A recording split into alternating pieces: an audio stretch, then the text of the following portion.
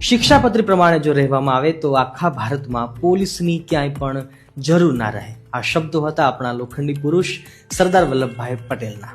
એમના પિતાશ્રી સત્સંગી હતા, એટલે સરદાર વલ્લભભાઈ પટેલ પણ સ્વામિનારાયણ સંપ્રદાયથી સંપૂર્ણતઃ વાકેફ હતા. શિક્ષાપત્રી વડતાલમાં વસંત પંચમીના દિવસે લખાણી અને એના લખનાર હતા સ્વયં ભગવાન સ્વામિનારાયણ. શિક્ષાપત્રી માત્ર એક ધાર્મિક ગ્રંથ નથી, પણ શિક્ષાપત્રી એટલે સ્વામિનારાયણ સંપ્રદાયનું બંધારણ. શિક્ષાપત્રી એટલે 350 શાસ્ત્રોનો સાર. શિક્ષાપત્રી એટલે ભગવાન શ્રી સ્વામિનારાયણની જીવંત વાણી. શિક્ષાપત્રી એટલે માનવ જીવનને જીવવાનો શ્રેષ્ઠતમ માર્ગ. શિક્ષાપત્રી એટલે ગાગરમાં સાગરનું સિંચન. શિક્ષાપત્રી એટલે સુખી, સ્વસ્થ અને સંયમી જીવનની ચાવી. શિક્ષાપત્રી એટલે ભક્તિ, વ્યવહાર અને સંસ્કારનો અદ્ભુત સુમેળ.